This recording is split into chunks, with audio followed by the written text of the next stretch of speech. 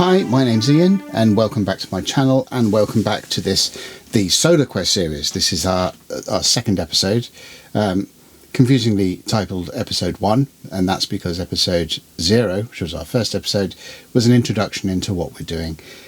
Just in very basic summary, we're going to be using the RuneQuest rules to go on solo questings using the SoloQuest books from the early 1980s, which were written for RuneQuest for similar things you get with the fighting fantasy books and so on. Pick a path through adventure and so on. The rules we're going to be using are the RuneQuest Classic rules, which is a reiteration of the second edition of RuneQuest, which SoloQuest was actually written to use with. And in combination with that, we're going to be using Cults of Prax. Cults of Prax was originally written for first edition RuneQuest, but is absolutely usable with second edition, and just describes in more detail some of the religions of Glorantha, with additions to additional magic and skills and character options and so on. So those two books together are going to form the core rules in which we're going to use. Now, my first version of RuneQuest that I started learning how to play RuneQuest with was the third edition, and third edition had all sorts of options for prior experience and getting things up. So that's what I've been trying to use with these RuneQuest 2 rules. Now, the basic character generation side of things is fairly well laid out in one of the early chapters of the rule books, and that's fine. You can go through that. You roll your stats up, and we'll just go through that process, in a bit later. But it's a very easy, simple process that you end up with a 16-year-old character, human character in this case. There are options scattered through the book for using non-humans as well. But you end up with a basic character with the default skills, with just starting out in life, and not much in the way of specialisation or equipment or magic or anything like that. So there are various options within the rule books that you can enhance that character by giving them prior experience, or by associating them with a guild, either as a member of a guild or by taking a loan. So your character begins in debt to a particular guild for training. So the way that it's worded is the guild offers a character credit to use against training that particular guild can provide, and so your character enhances their skills in that way.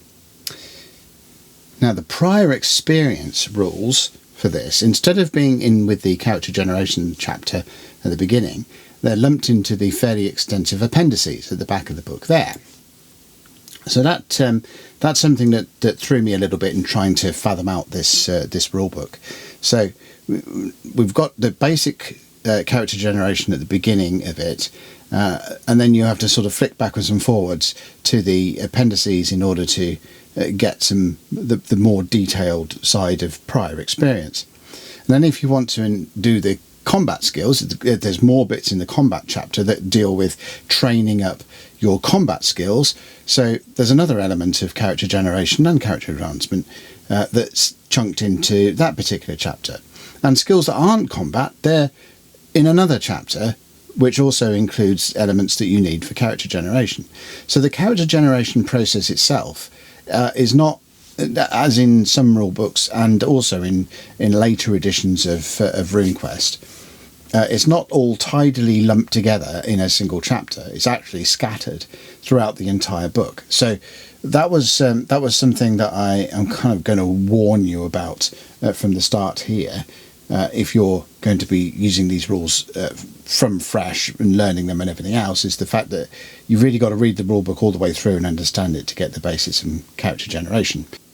So in a similar way to the other bits and pieces of skills, if you want a character that uses magic, then there are 2 chapters, one on battle magic, one on rune magic, that are also within the rule book, that also include how characters can gain those during character generation. So you really have to look at the rule book as a whole in order to sandwich in everything that you need to create a character from the back.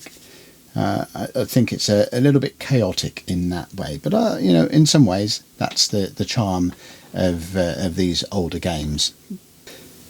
So in order to make some semblance of sense out of it, for myself, I put this particular document together that summarises a lot of the bits and pieces from the RuneQuest rulebook and from Cults of Prax for my own use. Now, in no way does this particular document supersede the rulebooks themselves. You still need the books to be able to understand my scribblings and some of the tables in there. But for me, it just gathers everything together, so I'm not having to flick things backwards and forwards. Trying to find all the bits that I need to create these characters. And it is something I like to do. An exercise that I like to go through when I'm learning a new system is to write up something like this. It just summarises the rules that I'm trying to work with. Because if you read through the rule book of the game you're trying to learn and write things out in your own words, it often helps to learn, to get to understand and how all of the game fits together. Because just purely from the act of reading sections of it and then writing it back down in your own words, in your own understanding of things. So as I've noted in the previous video about this, and as I reiterated earlier, it is my first run through with RuneQuest 2.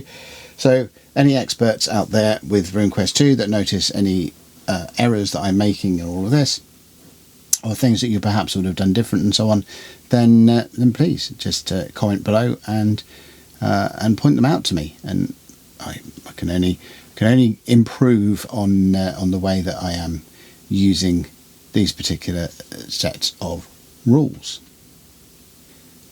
So also as a bit of an aid to my character generation processes and to speed things up and to enable or to help with record keeping as we go along, I've created this, which is an Excel iteration which does a lot of the calculations for you of the various bits and pieces that RuneQuest requires. And in generally speaking, the yellow fields are something to select from, and the orange fields are calculated, and the green fields are ones that you have to type in yourself. But I haven't particularly knocked it up for any purpose other than to help me. But I will make these files available so you can use them to help yourselves if you want to do this kind of thing and want some RuneQuest 2 assistance or something that might help you. So what I've done with these characters here, so these are the characters that we are going to be creating. I'm only going to focus on the first one, on Sneakshadow, to start with. But I have already gone ahead and generated all of their ability scores, or their characteristics in this game. Now RuneQuest uses 3d6 normally, so a 3 to 18 range of ability scores. The way that I have set this up is I've used a method of 4 6-sided dice and then taken the highest 3 dice to form their ability scores. Now I've kind of rolled them in order. There's a bit of a sheet you see in front of you where this block here, where I've actually put in a formula to get Excel to roll the numbers for me. So I've done that by an array. So I have taken the scores in order, but I've been selective about which particular generated array of characteristics I've used for each given character. So you can see the characteristics that RuneQuest uses, the order in which they've gone. So that particular block there just uses that 4d6 and then drop low method in order to come up with scores from 3 to 18. So if I take Sneakshadow's stats there, characteristics, the dial swing, and I'm going to start putting them into the character sheet here in the green boxes for each one. So that, like I said, the green boxes are ones to type in. So we've generated his character sheet, his characteristics on that sort of just notepad sheet, really. That's going to help us when we do all some other calculations. And you can see here that there are certain things that have updated there. So knowledge and manipulation, perception, there's stealth as well. These have been calculated from those characteristics. And so if we look at one of those, if we look at stealth, in our little summary thing, this is from the rule books, but these tables. So if we look at the way that the stealth bonus, natural ability or whatever is calculated, you can see that the size characteristic gives you effectively a bonus if you are small. The lower size is, then the smaller your character is. And that's because, stealth wise, if you're a small person, you can hide around and sneak around a bit better. Intelligence gives you a bonus if it's high and a penalty if it's low. Power, because that's meant to be your aura and so on. So if you've got a low aura sensitivity on whatever, then you actually get a bonus on your stealth. And then obviously dexterity down the bottom there gives you a penalty if it's low and a bonus if it's high. And they go into calculating those. And those are basically the default, your default natural ability in those particular fields. So I'm just going to fill in some of the selections here. His race and his social standing, and type his name in, and that's sort of the general stuff done, really. So this is almost as far as the basic character generation bit goes. So you have some default values for your skills. They get added to the category bonuses, manipulation and knowledge and so on, and to give you your flat starting percentages for your skills, and then your characteristics tie into that, and then that's kind of job done, really, for that basic character generation chapter that we looked at earlier. So there's some other elements that we've got that are calculated from that as well. So the strike rank it determines how fast your character can act. It determines, it's like initiative in other games, like who actually goes to attack first. So the lower the strike rank is, the better. So a strike rank of 3, that's pretty good. It's based on size and dexterity. Sometimes dexterity strike rank is used instead of the combination of the two of them. Your experience bonus gets added to rolls when you are trying to figure out whether skills that you've used during an adventuring session or whatever are improved. When the game master said now is an appropriate time for your characters to go and check to see if they've learned everything from the use of skills that they have done in this particular part of the adventure, and that it gets added on to the roll to see if any skills that you've used improve.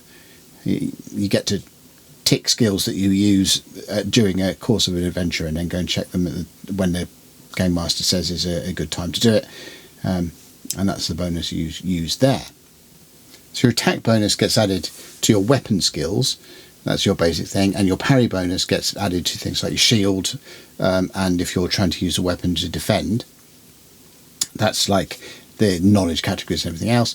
Hit point bonus, so you have a core number of hit points which is based on your constitution, and then that gets modified according to your size and your constitution in there. In that case, because Myrtle is quite small, that ends up with a -1 hit point bonus, or penalty in this case. So though he starts with 10 base hit points from his constitution, that drops down to 9 because of his size.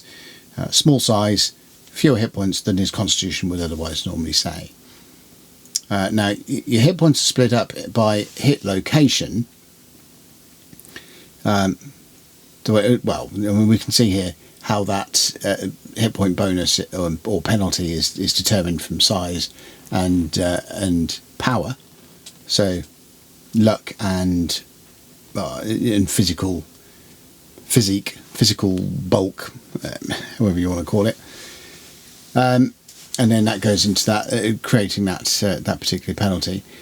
And then your hit points are then divided up by hit location. So within RuneQuest, you look up the range of hit points that you've got, and then that tells you how many hit points for each hit location that you've actually got. So in this case, he's got 3 hit points for each leg, 4 for his chest, 2 for each arm, and 3 for his head. And this particular tables for centaurs have got different hit locations. So we're only dealing with a human character here. And those values go in. They have specific things. So if you get damaged for more hit points than your arm has, then your arm is rendered useless, and even more than that, then it can actually get through and lopped off. So damage modifier, you take the average of your strength and size and then look at that. This gets added to melee combat stuff. So you hit someone with a sword, you get the base damage from the sword plus your damage bonus. And his is no damage bonus there at all. And defense bonus is just something that is subtracted from incoming attacks. It's just your natural ability to dodge out of the way. In fact, in other versions of RuneQuest, it's called dodge, but yeah, however. So all those elements of the character sheet, we can now sort of clear it up. I'm just going to use this page now in order to as a bit of a notepad to go and figure out what we're going to do with Myrtal himself. And he's going to try and be an apprentice thief. Now, he's a townsfolk, so townsfolk have got a 95% chance of being able to go into any guild that they want to, as you can see from that. So we're going to roll our 95%. It's this handy online die roller, and just and see if he successfully gets into being an apprentice thief.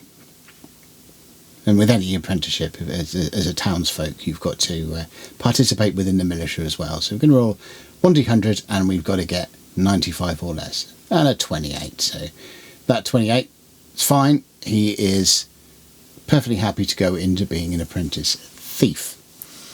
So what we need to do is to figure out the skills that the Thieves Guild will teach him, and the rules specify for an apprenticeship.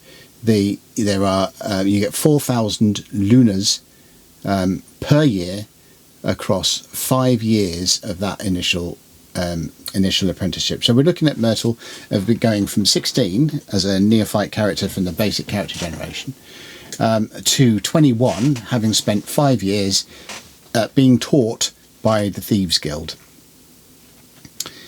So we're going to have a look at all the skills that the Thieves Guild can provide, and we're going to subtract that from the 4,000 lunas times 5 years, which will give us 20,000 lunas of skill training to buy from the Thieves Guild. So here are all the thief skills that we've got. So you can see from that you've got what category they belong to, what the skills are themselves, and what the base chance is. And those values to the right are how much each costs according to the level of skill that you've currently got it at. So to go from a skill of 5 to a skill of 10, for example, in that top skill there, will cost 200 lunas. So it's we're going to be using those in a sec. Those values in the sec to go and work out what to do with our 20,000 lunas. Where it says exp, it means that's as far as your training can get you, and you can only learn those higher percentages by experience. So typing out all of the basic skills that thieves can go to it, and what we're going to do now is to type in the base values, the skill values, or the current percentages that Myrtal has with each one, as you can see down here. So I'm just going to transfer these values over onto our little scratch pad sheet on Excel, just so that we got our start of a 10, so we know where we are going with the skills that are go through. So yes, I mean, basically it's for hiding cover, for example, it's the stealth one plus the base for the hiding cover value. So just going to transfer all those across so that we can get them going. Right, so now that's all done, we can now work out what we're going to do to enhance things up a bit. So just going to throw some formulae together, and here we go. We got the basic sort of sum of all the values that's going to take it up. As you can see, we've spent 0 of our 20,000, so we've still got 20,000 left, and our little formula here that I've shoved in is going to tell us where we can go. So what I'm basically going to do is to take the Thieves Guild training costs from the rulebook. We're going to look at the current values that he's got in the given skills, and then we're going to put in that number of lunars floating around so that we can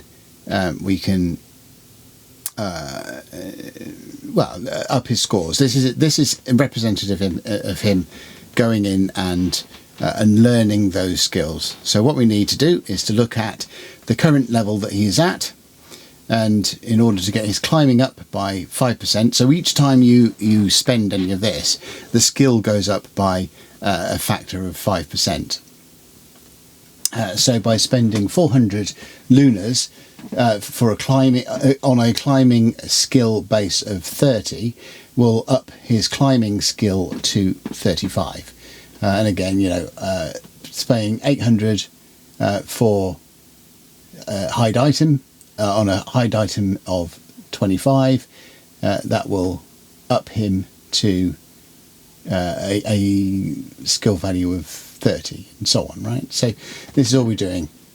So just had a bit of a mistype on lockpicking, so I'm just going to fix that. So at the moment I'm just spending lunars of training in order to up all of these core skills by 5%. Now taste analysis, I'll fill these in.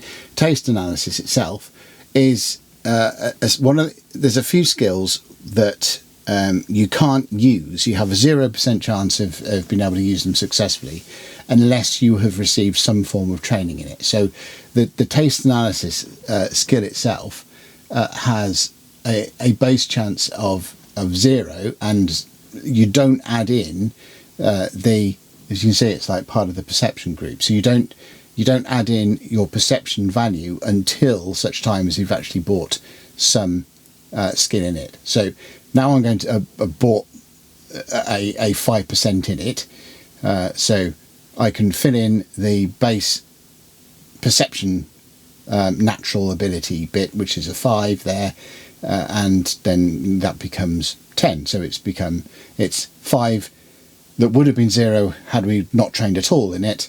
It goes to 5 because of natural ability, because I have received some training in it, and then then we got through. So all of these, the highlighted values there, are now the current ones. So the current ones there, that's what we've got to use from now on, not the base ones on the left, but the highlighted yellow ones there, in order to determine the costs to increase those skills further. So if you go by the table, we have now got to take a climbing value of 35 and see where that lies in the thief skills table to train that up. So we're going from 35 to 40. It's still within that sort of 30 to 50 block. So it's still going to cost 400 to bring it up to a value of 40. So some of these skills I'm going to whack up until we get to 50. I've also got to keep track of the amount of lunars that I'm spending on any given skill, because the rules state that you're not allowed in this 5-year block of apprenticeship, you're not allowed to spend more than 4,000 lunars on any given skill.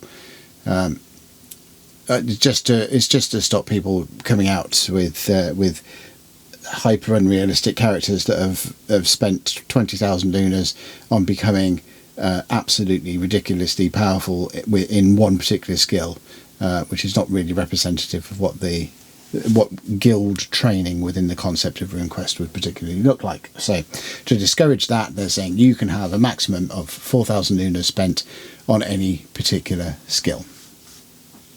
And if you do go over that 4,000 lunas, well, no, you can't go over that 4,000 lunas. If it turns out the combination of skills and things you're looking at comes out under the net total that you're of lunas that you're allowed, then, well, it's a bit tough, because any lunas that you have lying around, they're just lost. You don't gain them in cash value, and you don't gain them in other skills or anything else. It's just well, tough there. You've lost you've lost those lunas that you may have used for something else. So we've still got some lunas left to spend. So we're just trying to find skills, or use those lunas on skills that are hopefully going to be useful for Myrtal to stay alive during the SoloQuest episodes. Okay, so he does have to go into Militia training now. So if you look at what Militia does, he needs to learn a spear, a one-handed spear, and because of his strength, he can only learn a one-handed spear rather than a two-handed spear. Or a long. He can't learn. It's got to be a short one-handed spear because of his strength won't allow the long one-handed spear. And dex and a medium shield. So that's the skills that he can learn from his being in the Militia, and he gets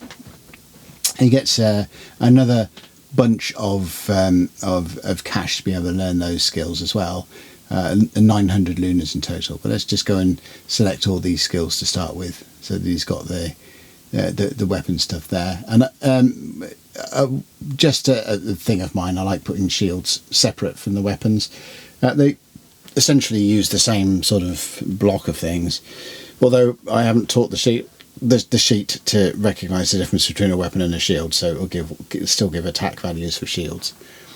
Right, so we're going to flick back and add in the 900 lunas that he gets to go and train in those particular skills. So here's our 900, and exactly the same sort of formula again. I'm going to add in the weapon and the shield skills, and then just put in the summaries and everything else. So we've got all of the base values here that we had for the other. So if it's the attack, and it's the attack value for the weapon and the parry value for the shield. So those ones need transferring over into the blocks here. Not that high. No, it's not that high. Type properly, right. And then we'll just copy all the rest of the formulae that we've got for the other skills, because they're learned in the same way. It's just using a different block of cash from his time in the Militia than it is from using the ones that he learned as a thief. So just going to do the sum for that particular block. That's all of the cash that we're going to be using for those, and then just to keep track of what we're going to be spending. And for these, it's exactly the same way. So we've got to flick back to the combat chapter, where we will find the learning table for the weapons. So we can look up here. We can look at the one-handed spear, and from that one-handed spear stuff, we can find the amount of lunas that it's going to cost to go and train that skill up. Bearing in mind that we've only got 900 lunas to play with this time instead of 20,000. So we're going to do some little spends here to go and up his abilities. And it is the same again, if you don't, it's use it or lose it for the training here. And it's similar thing for shields. So you get to train in shields, and again it's based on what your current skill is, as to how much it's going to cost you to go and train up to another value. So, you know, we need some good defense on the back of his shield. I kind of see him more as a sneaky character that can defend himself quite well rather than a more attacky character. So hopefully that will be reflected in the options that are available to us when we are playing.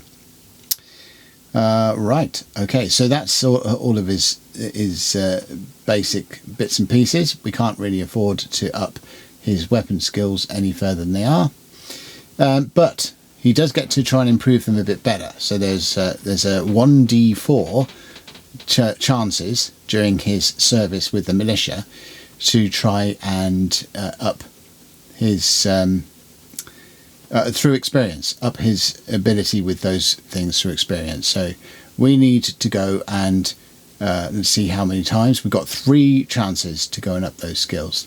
Now this is where that experience bonus comes in from the character sheet that was calculated earlier.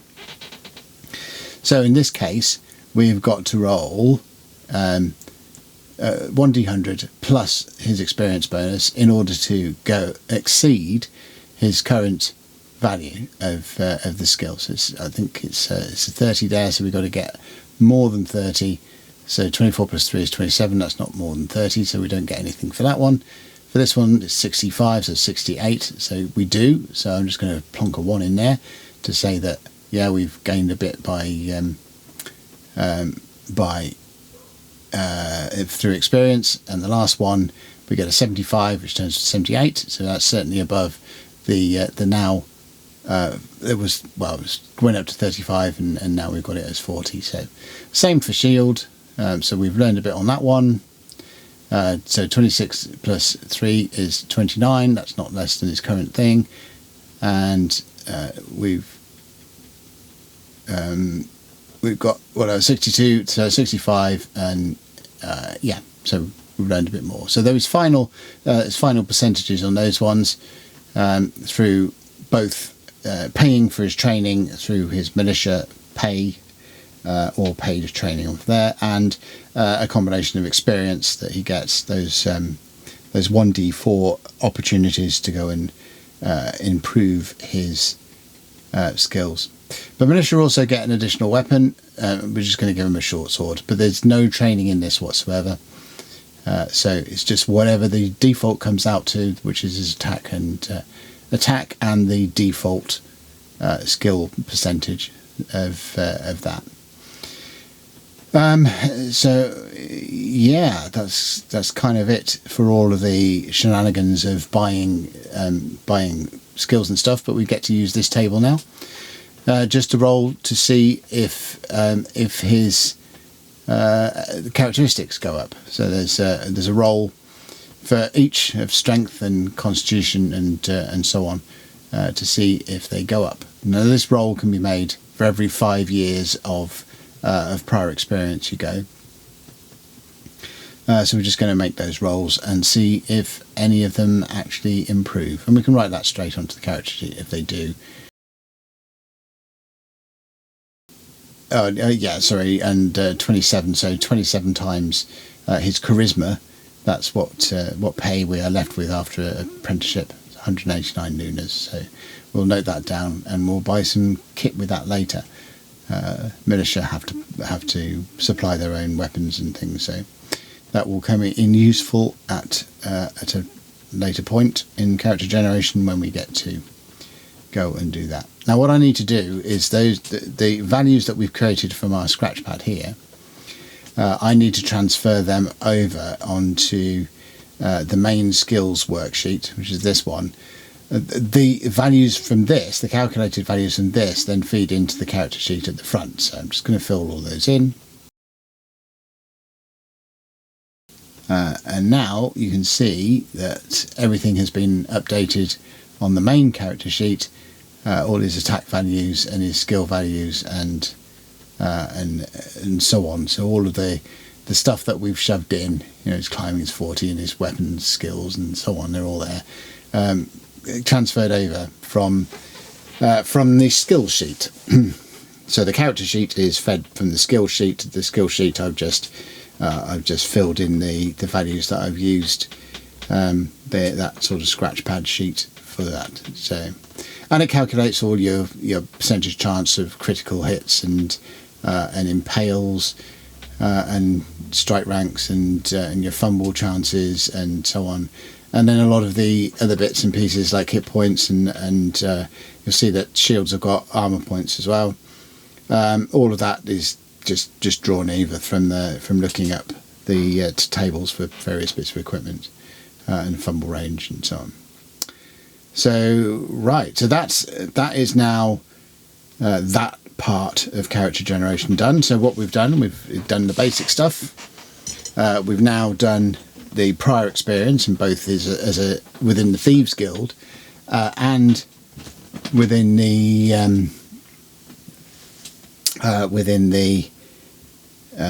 Militia, his period within the Militia alongside that. So the last thing to do is to go and buy some stuff. So you can see that a short spear there, one-handed short spear. That's what we need, and that costs 15 lunas. So just gonna basically just go through his weapons and stuff and start buying the weapons that he has. The Militia people also needs to supply his own armor and everything. So we're just going to fly through that. So we've got the 100 short spears, 15 lunas. There's a short sword in that list, and we'll buy that. And then also down here we have the shields. So we'll need to find his medium shield and how much that costs. Just a bit further over, and just subtract all of those from the running total of equipment that he's got.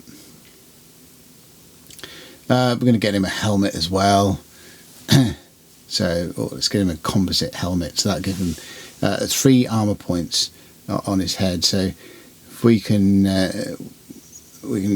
buy that and subtract that off his running total of lunas. And then up here we've got where we can set his armor and just select the armor, and it sets all the armor points and things automatically from the characteristics of the weapons that we're choosing. So that gives us 3 armor points on the head, and we can look at what other armor that we're going to be wearing. I think if we go and have a look at the armor types, a nice appropriate one would be a linen hauberk, possibly.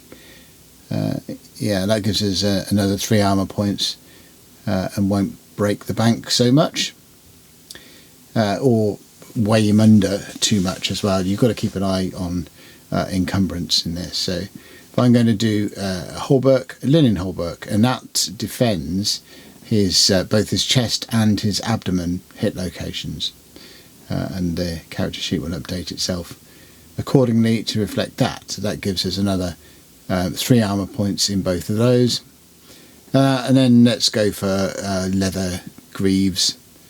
It's a bit sort of weak or what have you, but you know we can have different greaves on each leg. But if, so we're going to go for the pair, and then similar to that. So we'll go for leather vambraces on his arms. Yeah, and keeping running total of the lunas that he's got floating around, just to make sure on the calculator there. So yeah, leather vambraces, and then that gives us pretty much it. Although it says there's no armor or whatever on his abdomen, the fact that it's a hauberk, that the lookup tables I've put in there automatically recognise that a hauberk protects both chest and abdomen. So it's a bit of an error in the sheet there at the moment. So before I put these files up for people to share, I will fix any of the issues that I notice while running through that. You can see in his abdomen thing, it's not calculating the encumbrance properly. So I'll iron out those bugs. Right, so that's leaves us some lunas left. So let's go and flick to the equipment side of of the rulebook and see if there are any items that we might need. I think probably do some light, and maybe some other adventuring accoutrements to help his efforts in adventuring. So if we look down here, we've probably got some stuff that we've got. Always good to have a light source. So let's go and grab a lamp. There's a lamp there.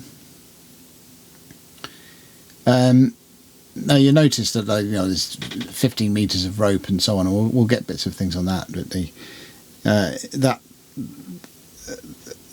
RuneQuest itself uses the metric system, has done from pretty much the start, which is a bit of a novel thing for an American game.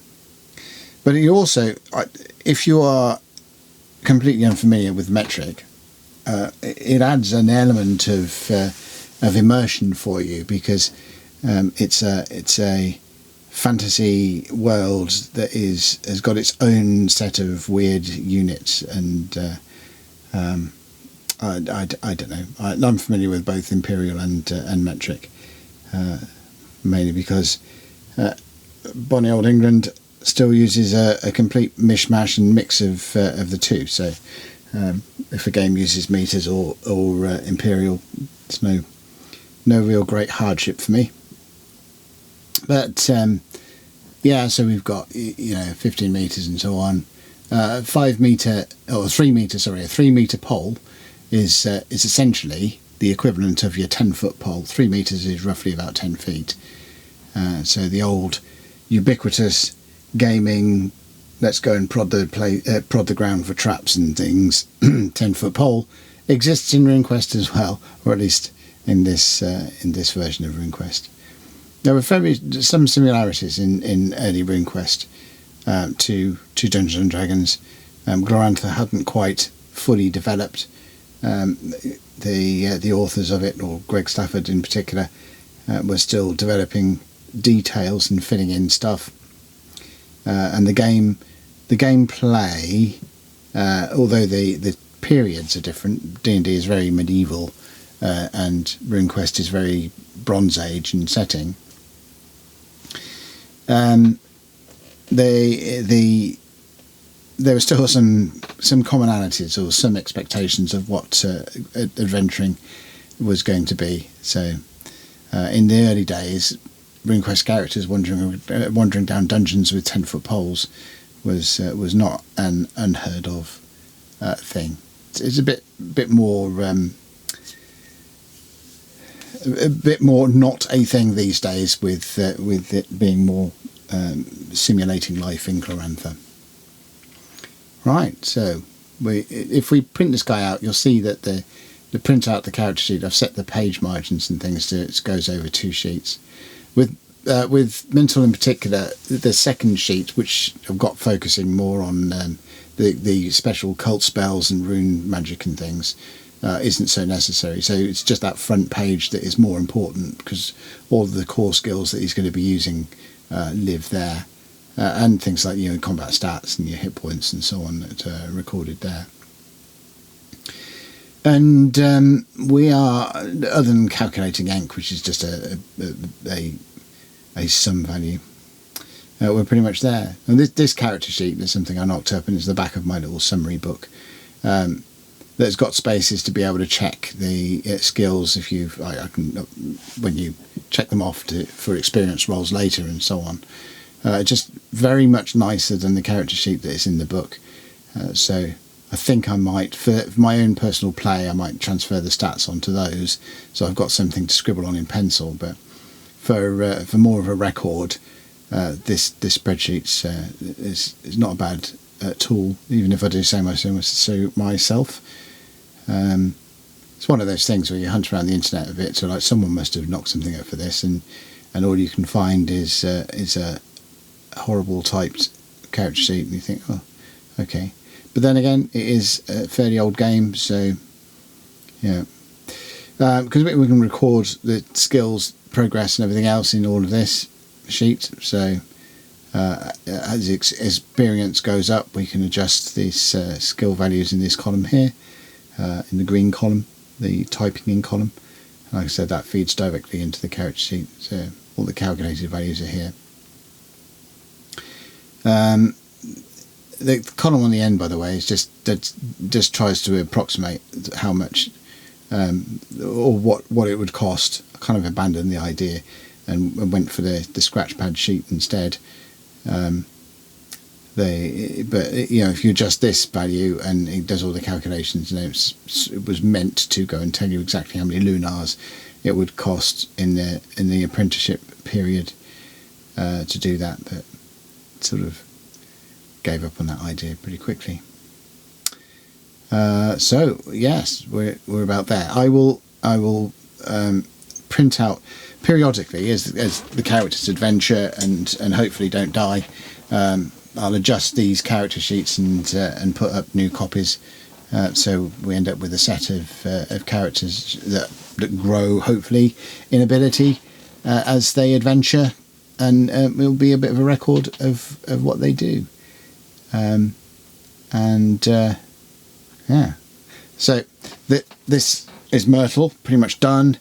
I will put an appendix episode up to this particular one where I won't go through the full character generation, but I'll go through Horfara, some element of Horfara's character generation, because she's very much more as a spellcaster.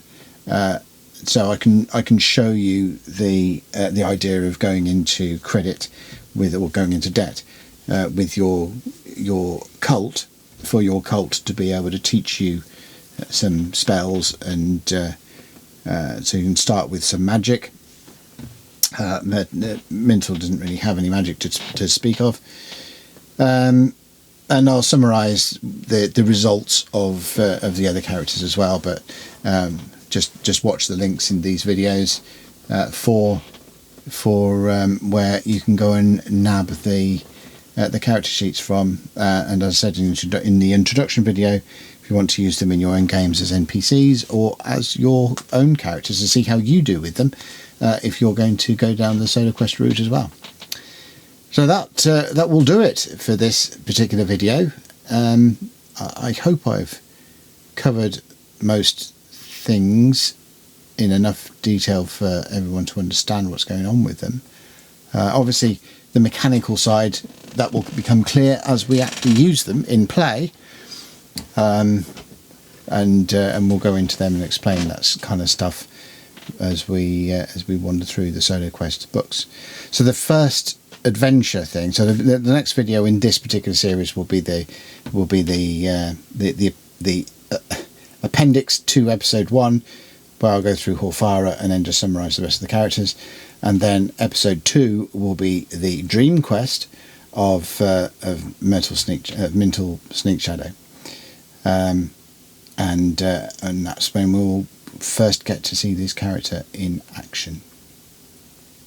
So for now, until I meet you again on this here funny platform of ours, take care and farewell.